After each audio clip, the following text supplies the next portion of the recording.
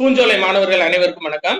இன்னைக்கு நம்ம 12th பாலிட்டில 2வது லெசன் சட்டமன்றம் அப்படின்ற லெசன் வந்து பார்க்க போறப்பா. ஸோ கமெண்ட் பாக்ஸ்ல எல்லாம் கமெண்ட் பண்ணியிருந்தீங்க. என்ன அப்படின்னு சொல்லி பார்த்தீங்கன்னா, சார் நீங்க ஷார்ட்ஸ் எடுக்கும்போது எங்களுக்கு பெர்ஃபெக்டா மைண்ட்ல நிற்கும், ஆனா சம்திங் ஃபுல் லெசன் எடுக்கும்போது ஏதோ ஒன்று மிஸ் ஆகுற மாதிரி இருக்கு சார் அப்படின்னு சொல்லியிருந்தீங்க. ஆக்சுவலா நம்ம ஷார்ட்ஸ் பார்க்கும்போது எல்லாமே ஃபுல் அண்ட் ஃபுல் ஃபேக்ட்ஸ் மட்டும் தான் பார்ப்போம். அதாவது இதுனா இப்போ ஃபார் எக்ஸாம்பிள் இந்த மட்டும் தான் பார்ப்போம். அமெரிக்காவின் ஈரவை முறையின் அடிப்படையில் உருவாக்கப்பட்டது இது மட்டும் தான் ஒரு ஷார்ட்ஸ்ல பார்ப்போம், சரியா? ஆனா நம்ம வந்து ஃபுல் லெசன் பார்க்கும்போது இது வந்து புரிஞ்சு படிக்கக்கூடிய ஒரு சூழ்நிலையில நம்ம இருக்கோம், சரியாப்பா? ஃபுல் லெசன் வந்து புரிஞ்சு படிக்கக்கூடிய, அதாவது ஷார்ட்ஸ் அப்படின்றது நம்ம சாப்பாடு இலையில வைக்கிற அப்பளம் மாதிரி, சரியா? அது வந்து டேஸ்டா தான் இருக்கும், இன்னொரு அப்பளம் கொடுத்தா நல்லா இருக்கும் அப்படின்னு சொல்லிட்டு. ஆனா ஃபுல் லெசன் அப்படின்றது நம்ம இலையில வைக்கிற சோறு, காய்கறி, ரசம், ஒரு மாதிரி, சரியாப்பா? ஃபுல் லெசன் வந்து நம்ம புரிஞ்சு படிக்கணும். ஒவ்வொன்றுமே புரிஞ்சு படிச்சாதான் நம்மளுக்கு கடைசி வரை மைண்ட் நிற்கும். ஷார்ட்ஸ்ன்றது நம்ம எக்ஸாம் டயத்துல போகக்கூடிய ஒரு ரிவிஷன் தான், சரியாப்பா? சரி, ரைட், ஓகே. இப்போ வந்துட்டு சட்டமன்றம் அப்படின்ற லெசன் பார்ப்போமா? 12th பாலிட்டில second lesson. இதுல என்ன சொல்லியிருக்காங்க அப்படின்னா, மாநிலங்களும் ஒன்றிய ஆளுகைக்குட்பட்ட பகுதிகளிலும் சட்டமன்றங்கள் சட்டப்பேரவை என்று அழைக்கப்படுகின்றன அப்படின்னு சொல்லியிருக்காங்க.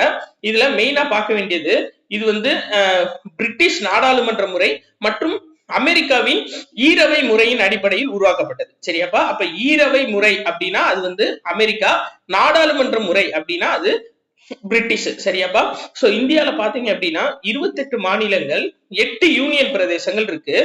இதுல ஒரு முக்கியமான இன்ஃபர்மேஷன் சொல்லியிருப்பாங்க. என்னன்னு சொல்லி பாத்தீங்கன்னா, ஒன்றிய ஆளுகைக்கு உட்பட்ட பகுதிகள் மத்திய அரசால் நேரடியாக ஆட்சி செய்யப்படுகின்றன. இந்த 8 யூனியன் பிரதேசப்பா இவங்க வந்து மத்திய அரசால் டைரக்டா ஆட்சி செய்யப்படுறாங்க. 2 தவிர்த்துட்டு, டெல்லி மற்றும் புதுச்சேரியை தவிர்த்துட்டு. ஏன்னா டெல்லி மற்றும் புதுச்சேரியில மக்களால் தேர்ந்தெடுக்கப்பட்ட முதல்வர்கள் இருப்பாங்க. மிச்ச யூனியன் பிரதேசங்களை பொறுத்தவரை ஒன்றிய அரசால் நியமிக்கப்பட்ட ஆளுநர்கள் தான் வந்து பாத்தீங்க அப்படின்னா அதை ஆட்சி பண்ணுவாங்க, சரியாப்பா?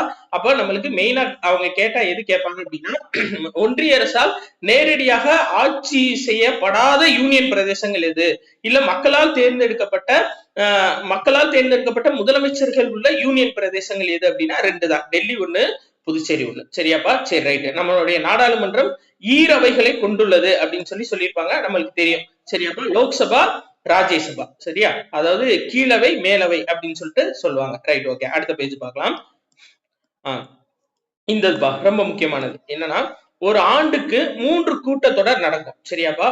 அதாவது சட்ட முன்வரைவுகளுக்கு ஒப்புதல் அளித்தல், பல்வேறு தீர்மானங்களை, நிகழ்வுகள் குறித்து விவாதம் நடத்துதல் போன்றவற்றிற்காக திட்டமிட்ட காலவரையில் கூடுவதுதான் ஒரு கூட்டத்தொடர் அப்படின்னு சொல்லுவாங்க, சரியா?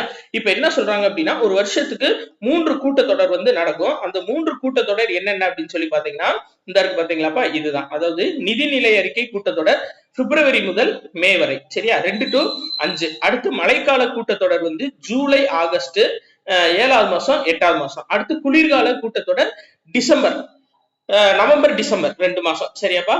அப்போ ஜனவரி மாசம் லீவு, ஏன்னா நியூ இயர் வருது அப்படின்றதுனால ஜனவரி மாசம் லீவ் விட்டாங்க, சரியா? பிப்ரவரி, மார்ச், ஏப்ரல், மே வந்துச்சு. அடுத்து பாருங்க, மழைக்கால கூட்டத்தொடர் ஜூன் மாசம் லீவு. ஏன் அப்படின்னா, ஒரு வருஷத்துல நடுவுல 6வது மாசம் ஒரு ஜூன் மாசம், அப்ப நடுவுல இருக்கிற மாசம் லீவு, அப்ப ஜூன் மாசத்தை விட்டுருங்க. அடுத்து பாருங்க, குளிர்கால கூட்டத்தொடர் நவம்பர், டிசம்பர்ப்பா, ஜூன், ஜூலை, ஆகஸ்ட். அதாவது 10th புக்ல அக்டோபரும் சேர்த்து கொடுத்திருப்பாங்க, நீங்க அது ஆப்ஷன் வச்சுதான் பாத்துக்கணும், சரியாப்பா? October, November, sorry, September, October வந்து லீவு. அதாவது ஜூன், ஜூலை, ஆகஸ்ட், செப்டம்பர்னு கொடுத்திருப்பாங்க 10th புக்ல. அதாவது மழைக்கால கூட்டத்தொடர் அப்படின்றது 10th புக்ல என்ன கொடுத்திருப்பாங்கன்னா, ஜூன் டு செப்டம்பர் அப்படின்னு கொடுத்திருப்பாங்க, சரியாப்பா? ஜூன் டு செப்டம்பர் தான் மழைக்கால கூட்டத்தொடர் அப்படின்னு சொல்லி கொடுத்திருப்பாங்க. ஆனா நம்ம 12th புக்ல ஆகஸ்டோட நிப்பாட்டிட்டாங்க. நீங்க ஆப்ஷனை வச்சு பாத்துக்கோங்க.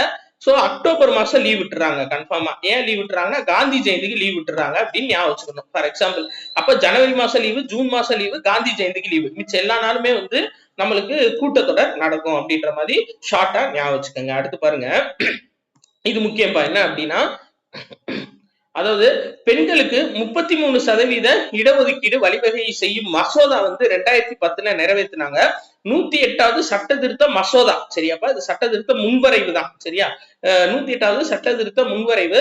ஆனா இது மக்களவையில வந்து பாத்தீங்க அப்படின்னா நிறைவேறல. சரியா? மாநிலங்களவையில இது கொண்டு வந்தாங்க 2010ல. ஆனா மக்களவையில நிறைவேறல. இப்போ 2023ல கொண்டு வந்தாங்கப்பா.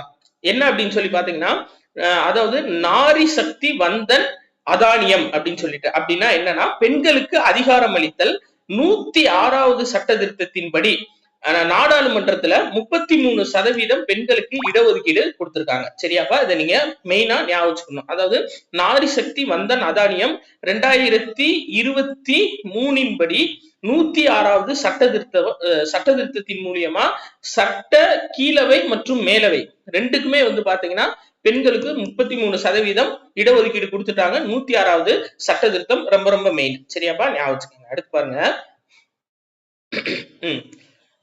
பணிசாட்டுதல் அப்படின்னா என்ன அப்படின்னு சொல்லி பாத்தீங்கன்னா, உச்ச நீதிமன்ற மற்றும் உயர் நீதிமன்ற நீதிபதிகள், அதாவது குடியரசுத் தலைவர், குடியரசு துணைத் தலைவர், உச்ச நீதிமன்ற உயர் நீதிமன்ற நீதிபதிகளோட பதவி நீக்க தீர்மானத்தை நிறைவேற்றி அவங்கள பதவி நீக்கம் செய்யறது பேருதான் என்ன அப்படின்னா பழிசாட்டுதல். சரியாப்பா? நம்ம பார்த்தோம் இந்த பழிசாட்டுதல், இந்த பதவி நீக்க நடைமுறைலாம் அமெரிக்க அரசியல் அமைப்புல இருந்து எடுத்திருப்பாங்க. சரியாப்பா? அதாவது வெளியேற்றுறது அப்படின்னாவே அமெரிக்கா தான். சரியா? அப்ப பழிசாட்டுதல்னா இதுதான். வருடத்திற்கு 2 கூட்டத்தொடருக்கு குறையாமல் நடக்க வேண்டும் சொல்லியிருப்பாங்கப்பா. நம்ம 3 கூட்டத்தொடர் பார்த்தோம் பாத்தீங்களா? வருஷத்துக்கு 3 கூட்டத்தொடர் நடக்கிறதுன்றது கரெக்ட் தான்.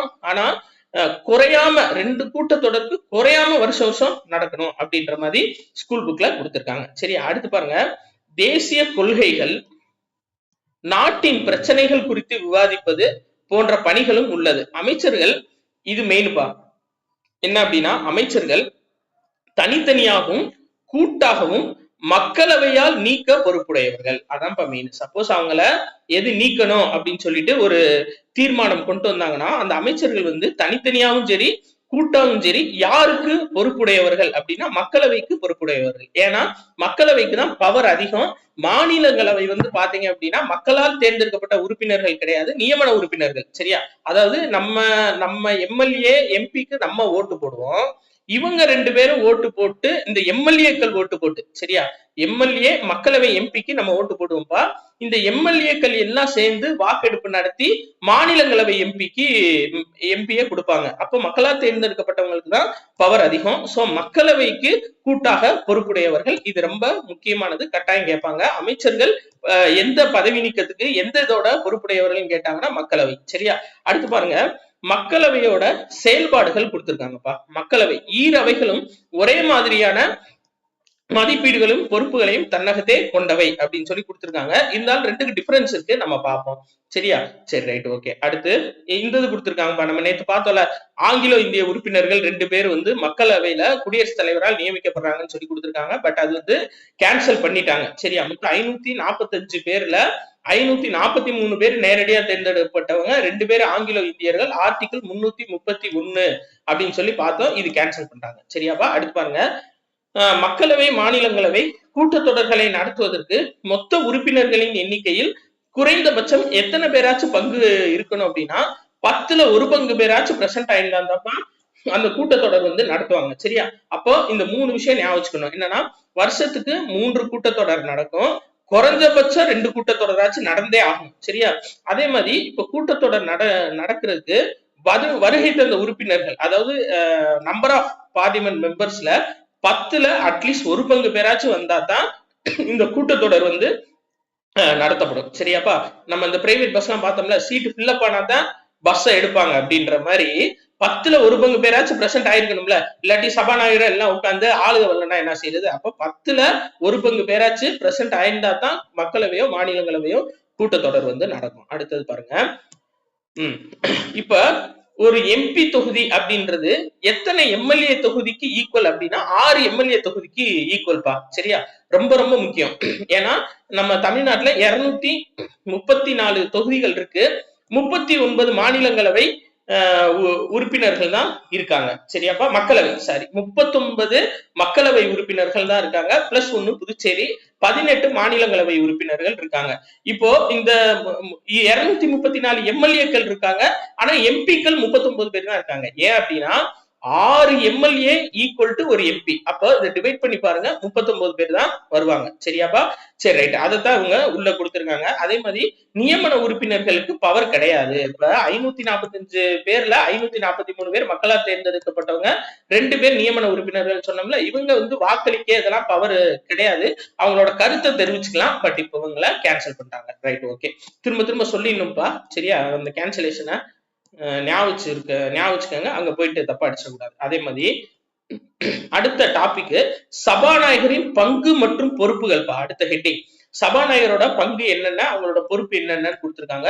ரொம்ப முக்கியமான ஒரு இன்ஃபர்மேஷன். சரியா? இதுல அங்க அதாவது மக்களவையிலயோ மாநிலங்களவையிலோ அந்த பேரவையில இருக்காங்கல்ல, எம்எல்ஏ இல்லாட்டி எம்பி யாரா இருந்தாலும் சரி, ஸ்டேட்லனா எம்எல்ஏ, சென்ட்ரல்னா எம்பி. சரியாப்பா? அதான நம்ம பார்த்தோம். சரி, ரைட், ஓகே. இப்போ சலுகைகள் மற்றும் உரிமைகளை பாதுகாப்பது ஆகியவை சபாநாயகரின் கடமை. யாரோட சலுகைகள்? இந்த எம்எல்ஏ இல்லாட்டி எம்பி இவங்களோட சலுகைகளையும் உரிமைகளையும் பாதுகாப்பது யாருடைய கடமை அப்படின்னா சபாநாயகரோட கடமைப்பா. ரொம்ப முக்கியம். அதே மாதிரி நாடாளுமன்ற தலைமைச் செயலகத்தின் நிர்வாக தலைவர் யாருன்னா மக்களவை சபாநாயகர். இது ரொம்ப ரொம்ப முக்கியமானது. அதாவது ஒரு நாடாளுமன்றம் நடக்குது அப்படின்னா இந்த நாடாளுமன்றம் எப்ப கூடணும், எப்ப கூட்டத்தொடரை வந்து கூட்டணும், எப்ப தலைமை தாங்கணும் எல்லாமே முடிவெடுக்கிறது யாரு அப்படின்னா சபாநாயகர் தான். சரியா? அப்ப சபாநாயகர் தான் நாடாளுமன்ற தலைமைச் செயலகத்தோட நிர்வாக தலைவர். சரியா? அது ரொம்ப ரொம்ப ஒரு முக்கியமான டேட்டா, கட்டாயம் கேட்பாங்க. சரியாப்பா? இது உள்ள இருக்கிறது எல்லாமே வந்து கதை தான். நீங்க மெயினா இந்த அண்டர்லைன் பண்ணது மட்டும் ஃபுல் அண்ட் ஃபுல் நீங்க பாத்துக்கோங்க. அதே மாதிரி குடியரசுத் தலைவர் உரைக்கு நன்றி தெரிவித்து தீர்மானத்தை முன்மொழிவது யாருடைய கடமைனா சபாநாயகரோட கடமை. சரியாப்பா? இப்போ நம்ம தமிழ்நாடு சட்டமன்றத்தையே எடுத்துக்கோங்க. ஆளுநர் ஆர் என் ரவி வருவாரு, அவர் ஒண்ணு வாசிப்பாரு, டக்குன்னு அதுக்கு வந்து நம்ம சபாநாயகர் அப்பாவு இருக்காருல்ல, அவர் ஏதாச்சும் சொல்லுவாரு, உடனே கோச்சுக்கிட்டு போயிடுவாரு. இப்ப ஆக்சுவலா என்ன சொல்ல வர்றேன் அப்படின்னா, இது வந்து நம்ம ஸ்டேட்டுக்கு. இதுவே சென்ட்ரலுக்கு இங்க ஆளுநரா அங்க குடியரசுத் தலைவர். சரியாப்பா? குடியரசுத் தலைவர் உரை நிகழ்த்துவாரு. அந்த உரை முடிஞ்ச உடனே, அதாவது வருஷத்துல முதல் கூட்டத்தொடர்ல குடியரசுத் தலைவர் உரை நிகழ்த்துவார்ப்பா. அந்த உரை முடிச்சோடனே அந்த உரைக்கு நன்றி தெரிவிக்கும் தீர்மானத்தை முன்மொழிவது யாருடைய கடமை அப்படின்னு சொல்லி பாத்தீங்கன்னா சபாநாயகரோட கடமை. ரொம்ப ரொம்ப முக்கியமானது. சரியாப்பா? அடுத்து பாருங்க, அவை ஒழுங்கு பிரச்சனை குறித்த கேள்விக்கு சபாநாயகரே இறுதி முடிவெடுப்பார். இது ரொம்ப முக்கியமானது. இப்ப அவையில ஏதாச்சும் கூச்சல் குழப்பம் நிலவுது அப்படின்னா அவங்க அவைக்குள்ள இருந்து பேசணுமா இல்ல பேச வேணாமா அப்படின்னு முடிவெடுக்கிறது சபாநாயகர் தான். அடுத்து முன்வரைவு என்று சான்றளிக்கும் அதிகாரம் பெற்றவர். அதாவது ஒரு இது வந்து அதாவது ஒரு மசோதா நிறைவேற்றுறாங்கன்னா அது சாதாரண முன்வரைவா இல்ல நிதி முன்வரைவா அப்படின்னு சொல்லி முடிவெடுக்கிற அதிகாரம் யாருக்கு இருக்குன்னா சபாநாயகருக்கு தான் இருக்கு. சோ அது கட்டாயம் கேட்பாங்க. இப்போ ஒரு சட்ட மசோதா கொண்டு வர்றாங்க அப்படின்னா இல்ல ஒரு முன்வரைவு கொண்டு வர்றாங்கன்னா அது நிதி முன்வரைவா இல்ல சாதாரண முன்வரைவா அப்படின்னு சொல்லிட்டு முடிவு எடுக்கக்கூடிய அதிகாரம் யார் கையில இருக்கு? ஆளுநர் கையிலயா குடியரசுத் தலைவர் கையிலயான்னு ஆப்ஷன் வைப்பாங்க. அது சபாநாயகர், அந்த பர்டிகுலர் அவையோட சபாநாயகர் கையில தான் இருக்கு. சரியா? அடுத்து பார்க்கலாம். ஓகேப்பா, நீங்க இப்ப நான் நடத்துற மெத்தடு உங்களுக்கு கரெக்டா இருக்கான்னு மட்டும் எனக்கு கொஞ்சம் கமெண்ட் பண்ணிருங்க. சரியாப்பா? ஏன்னா ஷார்ட்ஸ்ன்றது வேற, நம்ம ஃபுல் இதுன்றது வேற.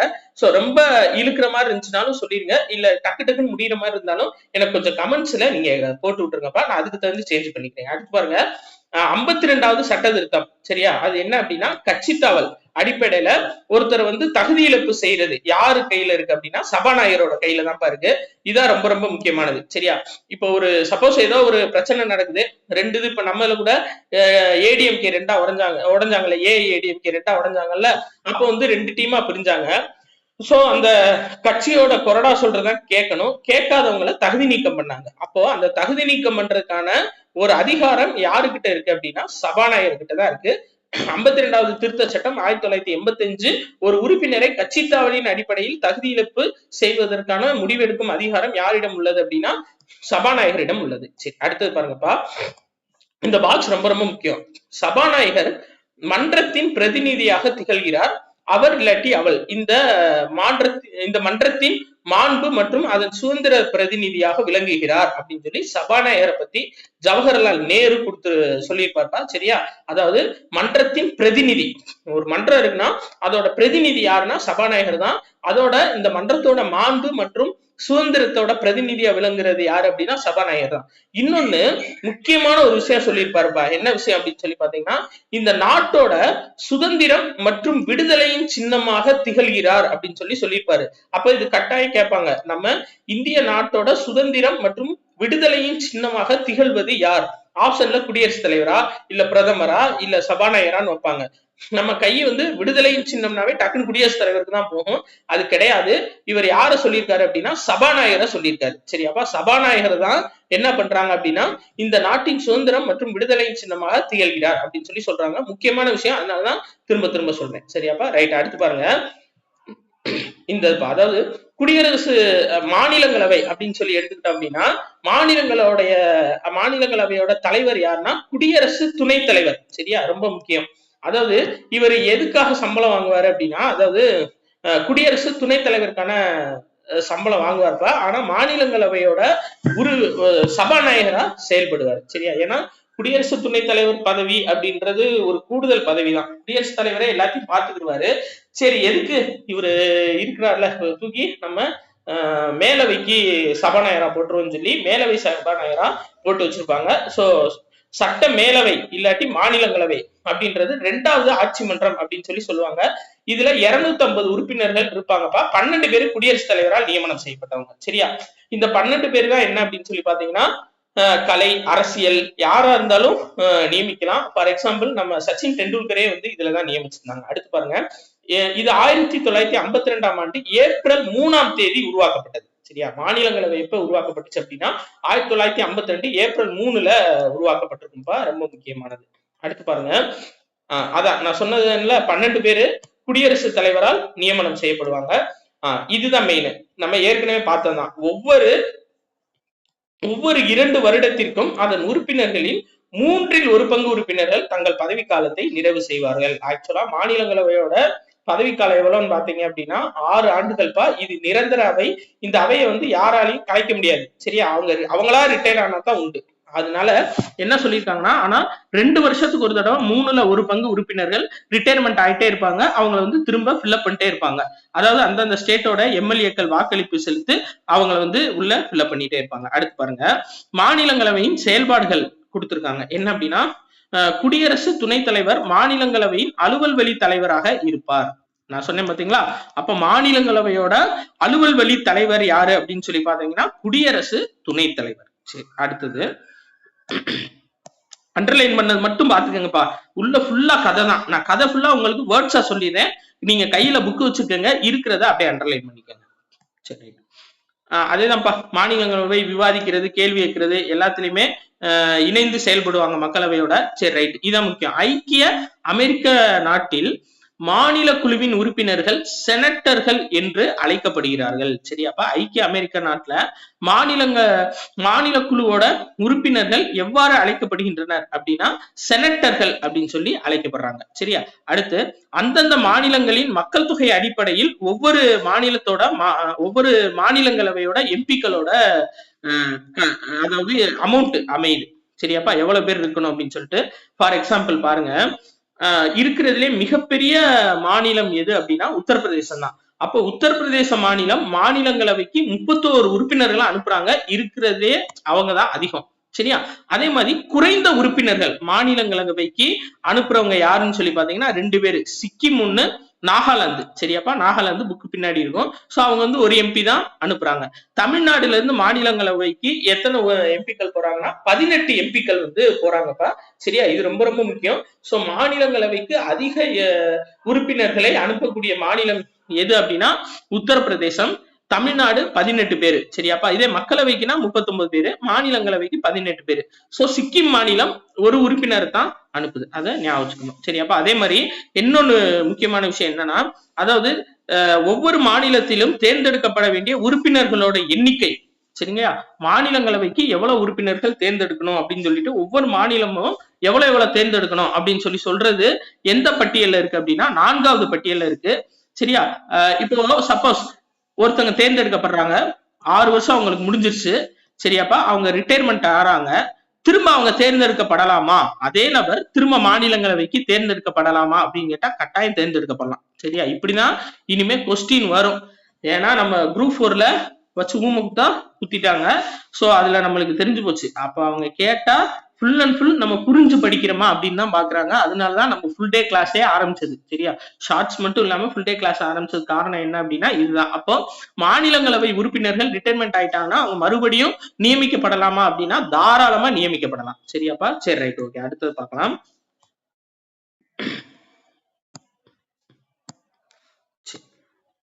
அடுத்தது இந்த பாக்ஸ் ரொம்ப ரொம்ப முக்கியம்பா. என்னன்னா நாடாளுமன்ற உறுப்பினர்களின் அதிகாரங்களும் சிறப்புரிமைகளும் கொடுத்திருக்காங்கல்ல. சோ இதுல நம்ம ஒரு சில முக்கியமானது மட்டும் பார்ப்போம். ஃபர்ஸ்ட் பாயிண்ட் பாத்துக்கிட்டீங்க அப்படின்னா நாடாளுமன்றத்தில் பேச்சுரிமை, நாடாளுமன்றத்தில் அல்லது எந்த ஒரு குழுவிலும் அவர் தெரிவித்த கருத்துக்கள், அதாவது நாடாளுமன்றத்துக்குள்ள அவங்க பேச்சுரிமை எல்லாமே, அவங்க கருத்துக்கள் எல்லாமே இருக்குப்பா. இதுக்காக அவங்க எந்த நீதிமன்றத்துக்கும் சட்ட நடவடிக்கைகள் தொடர்வதற்கு எதிரான பாதுகாப்பு, அவங்க எந்த நீதிமன்றத்துக்கும் பதில் சொல்லணும்னு அவசியம் கிடையாது. சரியா, இப்ப நாடாளுமன்றத்துல ஒரு எம்பி பேசிட்டாங்க, இப்ப ஏதோ ஒரு கோவத்துல ஏதோ ஒண்ணு திட்டாரு அப்படின்னா டக்குன்னு போய் அத நம்ம கோர்ட்ல இவர் இப்படி பேசிட்டாரு, இவர் பேசின தப்பு அப்படின்னா அவர் மேல கேஸ் போட முடியாது. அந்த நடவடிக்கை எடுக்க வேண்டியது யாருன்னா அந்தந்த பர்டிகுலர் அவையோட சபாநாயகர்கள் தான் நடவடிக்கை எடுப்பாங்க. சோ கோர்ட்ல இருந்து நீதிமன்றத்துல இருந்து பாதுகாப்பு. இன்னொன்னு என்னன்னா நாடாளுமன்ற நடவடிக்கைகள் பற்றி அதேதான். சரியா, திரும்ப விசாரணை நடத்துவதற்கு நீதிமன்றம் தடை விதிக்கப்பட்டுள்ளது. அவங்க நாடாளுமன்றத்துல என்னன்னாலும் பேசிக்கிடுவாங்க, அடிச்சுக்கிடுவாங்க, கூடிக்கிடுவாங்க, அதெல்லாம் போய் நீதிமன்றத்துல நம்ம கேஸ் போட முடியும் அப்படின்னா முடியவே முடியாது. சரியாப்பா, நீதிமன்றம் நாடாளுமன்ற விஷயத்துல தலையிட முடியாது. அடுத்து பாருங்க, இது மெயினான பாயிண்ட்ப்பா. நாடாளுமன்ற கூட்டத்தொடர் துவங்குறதுக்கு 40 நாளுக்கு முன்னாடியும் கூட்டத்தொடர் முடிந்து 40 நாட்கள் வரையிலும் ஒரு எம்பியோ இல்ல ஒரு எம்எல்ஏவோ ஒரு உறுப்பினரை கைது செய்யாமல் இருக்கும் சுதந்திரம், உரிமையல் வழக்குகள் கீழே அவங்கள அரெஸ்ட் பண்ண முடியாது. சோ இது ஒரு மிகப்பெரிய பவர்ப்பா. சரியா, ரொம்ப ரொம்ப பெரிய பவர். அதாவது இப்ப ஒரு கூட்டத்தொடர் நடக்க போகுது அப்படின்னா அந்த கூட்டத்தொடர் நடக்கிறதுக்கு 40 நாளைக்கு முன்னாடியும் 40 நாளுக்கு அப்புறமும் ஒரு சட்டமன்ற உறுப்பினரையோ இல்ல சட்டப்பேரவை உறுப்பினரையோ இல்ல மாநிலங்களவை எம்பியோ கைது செய்ய முடியாது. அதாவது உரிமையல் வழக்குகள் கீழே கைது செய்ய முடியாது. ஏன் அப்படின்னு சொல்லி பாத்தீங்க அப்படின்னா இந்த கான்செப்ட் எதுக்காக வச்சிருக்காங்கன்னா கூட்டத்தொடர் தொடங்குறதுக்கு ஒரு 40 நாளைக்கு முன்னாடி அவங்க தொகுதியில போய் மக்கள் கிட்ட பிரச்சனைகளை கேட்டறியணும். அதுக்காக அவங்களை கைது செய்யக்கூடாது. அதே மாதிரி கூட்டத்தொடர் முடிஞ்சு வந்ததுக்கு அப்புறம் நான் பேசினது கரெக்டா இல்ல வேற ஏதோ அடுத்த கூட்டத்தொடர்ல பேசணும் அப்படின்னு மக்களை போய் சந்திக்கணும். அதனாலதான் இந்த விஷயம் வந்து கொடுத்திருக்காங்க. சரியா, இது நடைமுறையில எந்த அளவு சாத்தியம்னு தெரியல. சரி ரைட், ஓகே, அடுத்து பார்க்கலாம். இந்த இது பார்த்தோம்னா மக்களவையோட அதிகாரங்கள் நான் அதை திரும்ப எழுதி வச்சிருக்கேன். 6 எம்எல்ஏ ஈக்குவல் ஒரு எம்பின்னு எழுதி வச்சிருக்கேன். மக்களவையோட அதிகாரங்கள் பாருங்க என்ன கொடுத்திருக்காங்க அப்படின்னா மக்களவை வந்து மக்களால் நேரடியாக தேர்ந்தெடுக்கப்பட்டவங்க, அதனால இவங்களுக்கு தான் இருக்கிறதுலே பவர் அதிகம் அப்படின்னு சொல்லி 2வது பாயிண்ட்ல கொடுத்திருப்பாங்க. முக்கியமானது மட்டும் நம்ம பாத்துக்கலாம். சரியாப்பா, ஆகவே மக்களாட்சி அமைப்பின் உயரிய இடத்தில் உள்ளது எது அப்படின்னா மக்களவை தான். அடுத்து முக்கியமான பாயிண்ட் எது அப்படின்னா இந்ததான்ப்பா. அதாவது ஒன்றிய பட்டியல் மற்றும் பொதுப்பட்டியலில் உள்ள விஷயங்கள் குறித்து சட்டங்கள் நிறைவேற்றது. சரியாப்பா, ஒன்றிய பட்டியலையும் பொதுப்பட்டியலையும் இருக்க இன்ஃபர்மேஷனை சட்டம் நிறைவேற்றிக்கலாம். மாநில பட்டியல இருக்கிறதுல சட்டம் நிறைவேற்ற முடியாது. ஆனா மாநிலங்களவை நினைச்சா நிறைவேற்ற முடியும். அது நம்ம பின்னாடி பார்ப்போம். சரியாப்பா, அடுத்து என்ன சொல்ல வர்றாங்க அப்படின்னா பணம் சார்ந்த முன்வரைவு மீது மக்களவைக்கு மட்டுமே முழுமையான அதிகாரம் உள்ளது.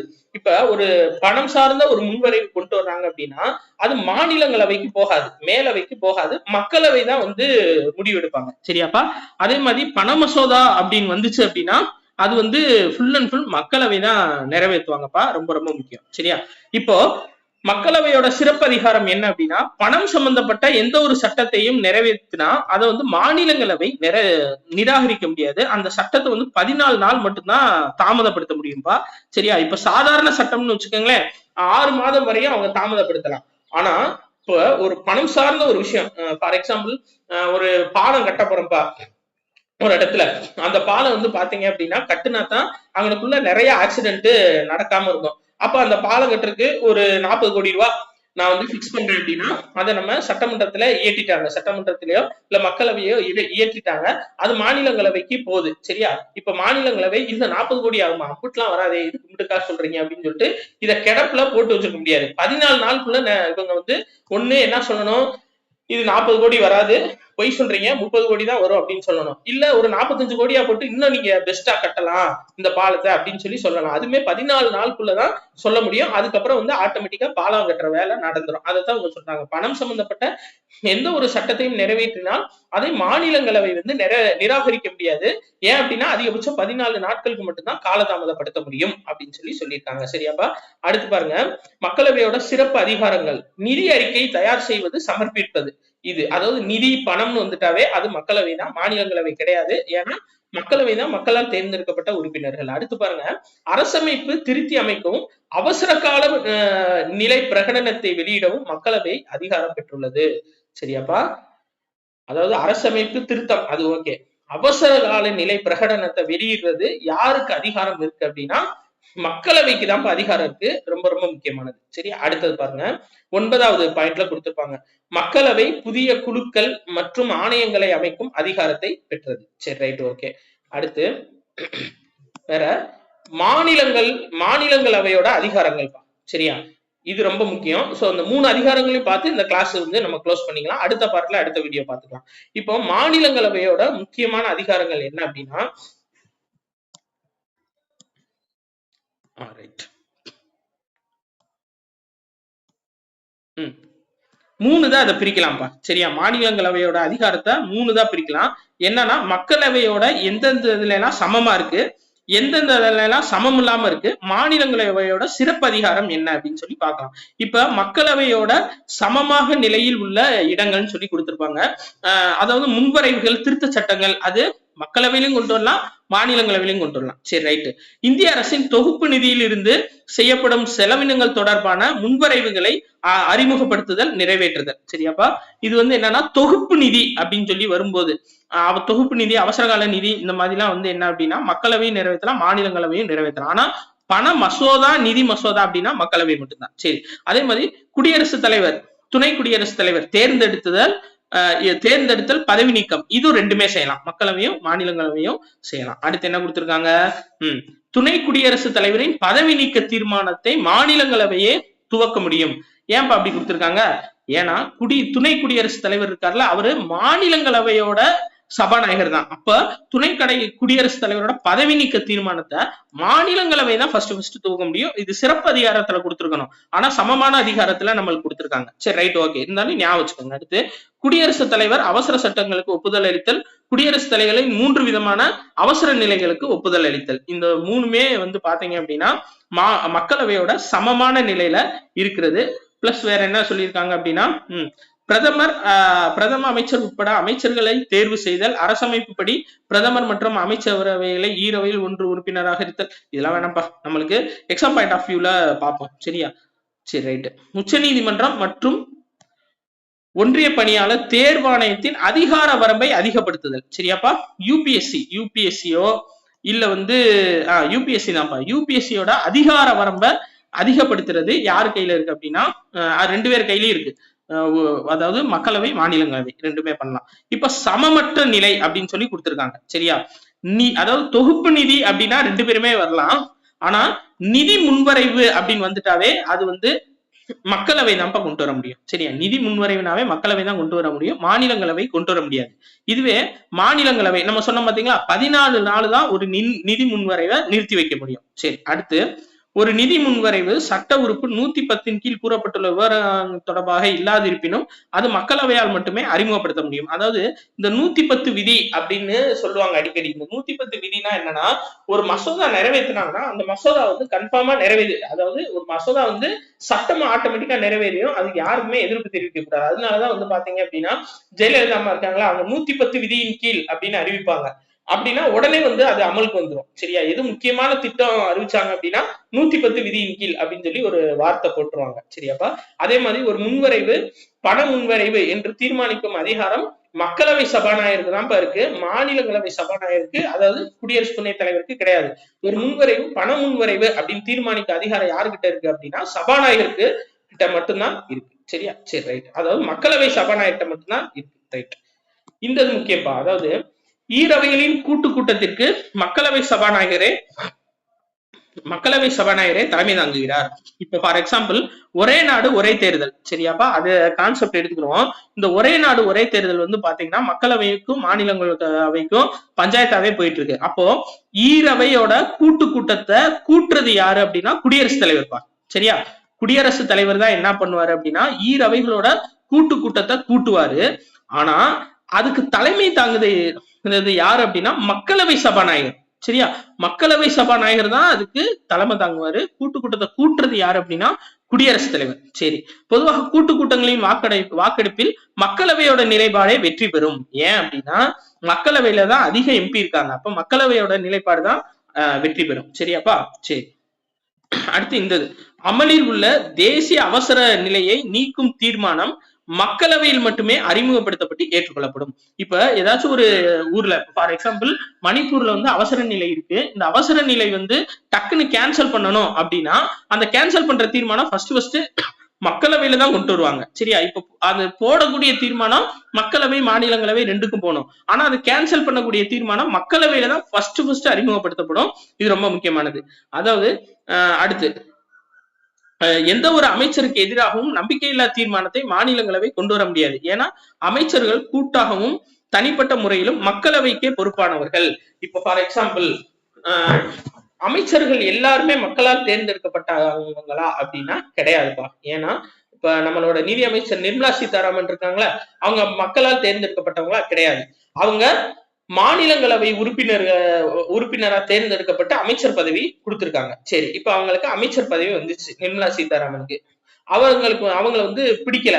அப்ப அவங்க மீதான பதவி நீக்க தீர்மானத்தை மாநிலங்களவையில கொண்டு வரலாமா? அவங்க மாநிலங்களவை உறுப்பினர் தானே, அப்ப மாநிலங்களவையில கொண்டு வரலாமான்னா அது முடியவே முடியாதுப்பா.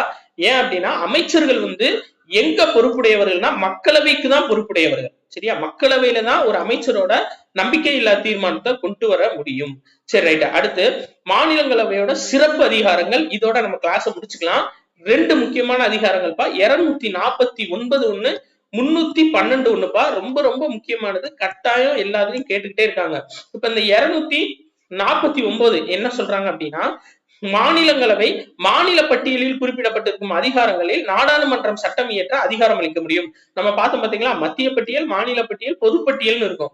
இப்ப இந்த மத்திய பட்டியல்லையும் பொதுப்பட்டியல்லையும் ஒன்றிய அரசு சட்டம் இயற்றிக்கலாம், மாநில பட்டியலை தொட முடியாதுன்னு சொல்லி நம்ம பார்த்தோம். சரியா? இப்ப என்ன அப்படின்னா சப்போஸ் மாநிலங்களவை பெர்மிஷன் கொடுத்தாங்க அப்படின்னா ஆர்டிகிள் 249 படி ஒன்றிய அரசு மாநில அரசோட பட்டியல்ல இருக்க இதுல வந்து சட்டம் இயற்றலாம். ஃபார் எக்ஸாம்பிள் நம்மளுக்கு வந்து காக்கி கலர் யூனிஃபார்ம் இருக்கு. இப்ப காவல்துறை அப்படின்றது நம்மளுக்கு மாநில பட்டியல்பா. சரியா? காவல்துறைன்றது மாநில பட்டியல். சோ காவல்துறைக்கு காக்கி கலர் ட்ரெஸ் கொடுத்துருக்காங்க.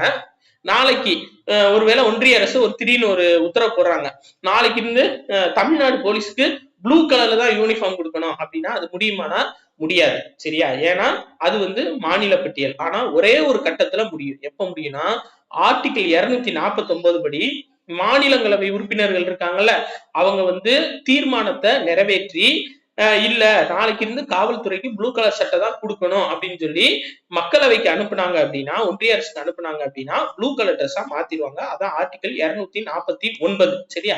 அடுத்து 312. சரியாப்பா? 312 என்ன அப்படின்னா மாநில மற்றும் மத்திய அரசு பொதுவான அனைத்திந்திய தேர்வாணையத்தை உருவாக்க நாடாளுமன்றத்துக்கு அதிகாரம் அளிக்க முடியும். புதுசா ஒரு யூபிஎஸ்சில இப்போ ஐஎஃப்எஸ் இருக்குல்ல, அதே மாதிரி Indian forest service, Indian police service, Indian administrative service இருக்குல்ல, அதே மாதிரி புதுசா ஒரு சர்வீஸ் ஓபன் பண்ணணும், புதுசா ஒரு சர்வீஸ் உருவாக்கணும் அப்படின்னா அதுக்கான அதிகாரம் யாருக்கிட்ட இருக்குன்னா மாநிலங்களவைக்கு தான் இருக்குப்பா. ஆர்டிகிள் 319 படி. சரியா? அரசுக்கு பொதுவான, அதாவது மாநிலம் மற்றும் மத்திய அரசுக்கு பொதுவான அனைத்திந்திய தேர்வாணையத்தை உருவாக்க நாடாளுமன்றத்துக்கு அதிகாரம் அளிக்க முடியும். அதே மாதிரி 2 மாநிலத்துக்கு நடுவுல ஒரு பொதுவான தேர்வாணையத்தை உருவாக்கணும் அப்படின்னா அது மாநிலங்களவைக்கு அதிகாரம் இருக்கு. சரியா? சரி, ரைட், ஓகே. இது மட்டும் நம்ம கடைசியா பார்த்துட்டு கிளாஸ் முடிச்சுக்கலாம். அதாவது கூட்டாட்சி தத்துவத்தின் அடிப்படையில் மாநிலங்களின் உரிமைகளை பாதுகாக்கும் காவலன் யாரு அப்படின்னு சொல்லி பாத்தீங்க அப்படின்னா அது வந்து மாநிலங்களவை தான். சரியாப்பா, ரொம்ப ரொம்ப முக்கியம், கட்டாயம் கேட்பாங்க. சோ மாநிலங்களின் உரிமையை பாதுகாக்கும் காவலன் சட்டமன்றமா மக்களவையா மாநிலங்களவையான்னு கேட்பாங்க. நம்ம காவலன் வந்துட்டாவே டக்குன்னு மக்களவைன்னு போடக்கூடாது, ஏன்னா அவங்கதான் மக்களால் தேர்ந்தெடுக்கப்பட்ட உறுப்பினர்கள் அதிகமா இருக்காங்கன்னு போட்டக்கூடாது. மாநிலங்களவை தான் என்ன அப்படின்னா மாநிலங்களோட உரிமையை பாதுகாக்கும் காவலன் அப்படின்னு சொல்லி சொல்லியிருக்காங்க. சோ இன்னைக்கு வந்துட்டு நம்ம அந்த மக்களவை மாநிலங்களவை பார்த்துட்டோம். நாளைக்கு வந்து இதே லெசன்ல வந்து அந்த சட்டம் மசோதா எப்படி நிறைவேற்றுறாங்க எல்லாமே நம்ம பார்ப்போம்ப்பா. நன்றி.